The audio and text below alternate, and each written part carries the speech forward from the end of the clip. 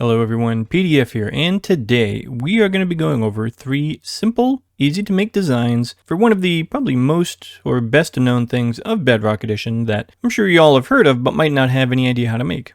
Trident killers. Let's get started. So we're here in my creative test world today, and we're going to be making 3 simple designs for Trident killers. This first one is one that I in particular use most of the time when I get a chance to. It's my preferred design for them. I just find it seems to work the most reliable. As always, material lists will be in the description below. These are the materials we're going to be using approximately for this particular build. The blocks in the corner here, you don't exactly need a stack of whatever block you use. Just more kind of, you want more than a few, so a stack's just kind of an easy number to go with. It can be any blocks you want as long as it is a solid block. A couple things here are going to be optional. I'll go over that when we get to that point. So let's get started. As you can see, our area is going to be a 4x4 square with just a little bit off to the side here. Doesn't matter which side.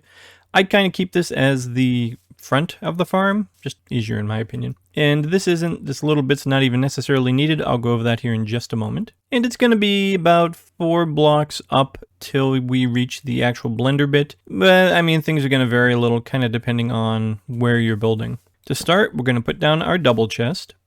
And then we're going to add in 4 hoppers. Now this is the first kind of, this may vary a bit. The double chest is just what I'm using for our particular tutorial today. You, however, can have this empty into whatever storage device or system you so choose. You could have this go right into a item sorter, get put into all your chests and stuff. You could have it go into a barrel. Up to you where you have the items that drop from whatever you're blending go. Next, we're going to take our fence posts and put one here and here. Then we're going to take our rail and our hopper minecart. Now what I like to do is I like to come along and I'll put blocks around just so stuff doesn't move out of the way. And then we're going to take our glass block, put that over the chest so we can still open it. Could be a stair block if you want, I just happen to use glass. Next we're going to break the rail for our hopper minecart. What we want to do is push it so that way it's kind of centered in between the 2 fence posts and on top of all 4 hoppers. About like that. Next, we are going to go around like this. Now this next block that I'm going to put in the middle, totally optional. You don't have to use it. I'm going to put 4 magma cube blocks right there. That way, like I said, once the mobs kind of fall on here, they'll be taking a little bit of damage. Just helps things blend faster. And we are going to take our pistons and place them into these locations. Notice if we're looking at, see, here's our chest. We're going to come one over from the left. So here, here, here, and here. So you have them in this kind of pattern here with 2 blocks, 2 blocks, 2 blocks, 2 blocks. Now I'm going to fill in with solid blocks. Just like that. Next, we're going to come to this back corner here. That's just the one I typically choose. Place our repeater. We want to be sure it's pointed in the direction that we're facing. Click it once to get a 2-tick delay. Then we want to make sure we put solid blocks on top of all of the pistons. Next, we're going to crouch down and have our observer look at the repeater. You want the butt to be pointing in here, so when it gives its little redstone fart, it powers the block. We're going to put our dropper here, observer, dropper, observer, solid block, dropper, and observer. That's pretty much everything. The only other thing we're going to do is we're going to jump down, and I am going to put some blocks here, just to give myself a little place to stand, and then our lever on one of the droppers. Doesn't matter which one, as long as it's one of them. I usually use, again, the one closest. With our chest down here, I just keep everything to the same side. Flick that once. You could hear everything kind of cycled once. And now, if we flip it again,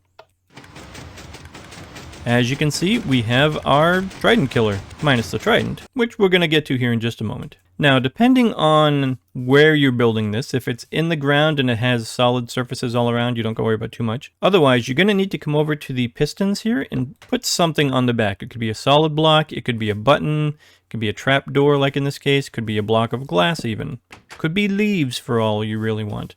Just something has to be there. Because we're going to waterlog them and we don't want the water leaking out all over everything. So let's grab our water, boop, boop, boop, and boop. Next we'll throw our Trident in. Since I'm using water, that is an Impaling V Trident, and that's just going to help kill everything faster. Don't have to use water if you don't want to. Don't have to use an Impaling V Trident if you want to. Totally up to you. But for all intents and purposes, that is our first Trident killer complete. But you're gonna have something here to keep the things falling in it from getting out, obviously. And also, when you have this turned on and it's blending mobs, you're of course going to want to be holding our looting 3 sword. Doesn't matter what it's made of, as long as it has looting 3. I've heard that you could just hold a looting 3 book, but I'd rather hold the sword just in case to get the effect. You do have a looting 3 sword, right?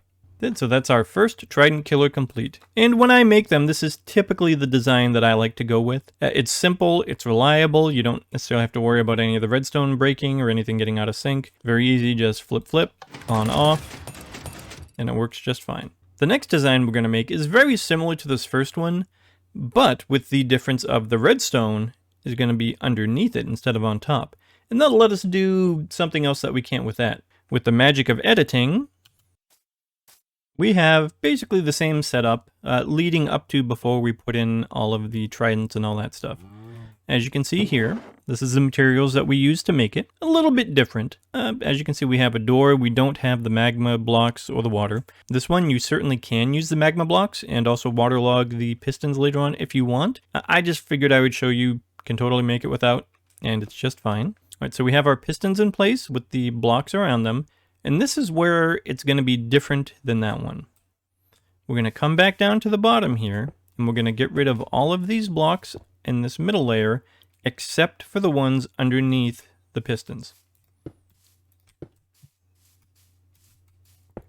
We're going to leave those, and we're going to take our lever. I like to put it on this one whenever I make this design, but it can work down here just as fine, does the exact same thing. So again, I come to this back corner, and this is where I like to put that repeater with the 2-tick delay. Now we're gonna crouch and look at it with our observer and do just like we did before. Dropper, observer, dropper, observer, dropper, observer. Again, that's all of them in place. It's literally the same, just underneath instead of on top. And we'll make our little platform again here so we can stand up there. All right, and this is where it gets a little different than the previous design. We're gonna come in here with our door. I like to put it on this one facing this way so it's flush up against everything. Next, you can obviously fill in with whatever you're making the tube leading down to here with. And next, we throw our trident, and this is all set. Working design number 2.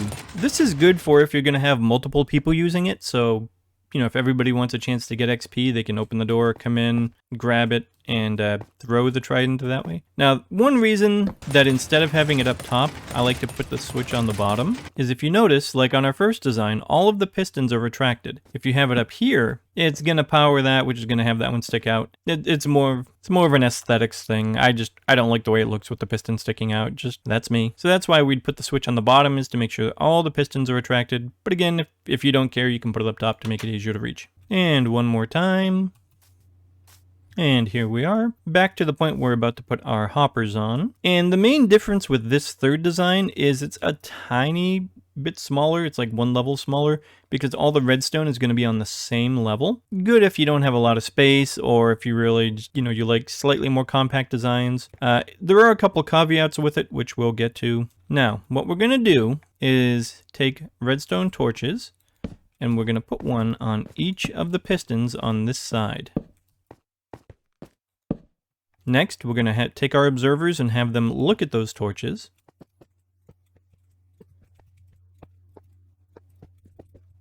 Now we're going to put our lever on the piston itself. So what's going to happen is when we flick that,